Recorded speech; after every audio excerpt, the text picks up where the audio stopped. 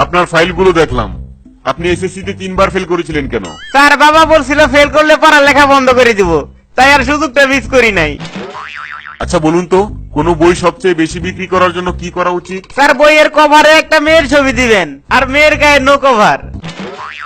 আচ্ছা এমন একটি অপরাধের নাম বলুন যে অপরাধ করে কেউ কখনো স্বীকার করতে চায় না। স্যার মানুষ খুন করেও স্বীকার করে, কিন্তু মাকার পাত মেরে কেউ স্বীকার করে না।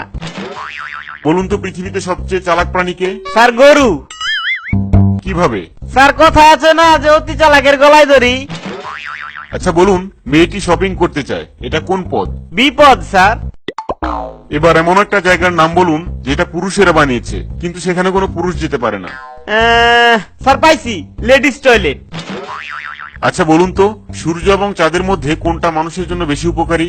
অবশ্যই চাঁদ স্যার, কেননা রাতে যখন আলো না থাকে তখন চাঁদ আমাদের আলো দেয়। আচ্ছা বলুন তো, ওয়াইফ এবং ওয়াইফাই এর মধ্যে মিল কোথায়? স্যার দুইটার উপরে প্রতিবেশীর খুব কড়া নজর থাকে, পাসওয়ার্ড দুর্বল হলে হ্যাক হয়ে যেতে পারে। এবার রসায়নের কয়েকটা মৌলের নাম বলুন।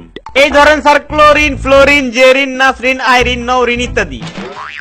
আচ্ছা এবার এমন একটা জায়গার নাম বলুন যেখানে আশেপাশে সবাই থাকে তারপরেও নিজেকে একা মনে হয়। স্যার পরীক্ষার হল। এবার একটা বাস্তবিক জোকস বলুন তো। স্যার অং সাং সুচি নোবেল পুরস্কার পাইছে, তাও আবার শান্তির জন্যে। আপনি কি বিয়ে করেছেন? জি স্যার। কাকে বিয়ে করেছেন? স্যার একটি মেয়েকে বিয়ে করছি। এটা কোনো উত্তর হলো? কখনো দেখেছেন কেউ কোনো ছেলেকে বিয়ে করছে?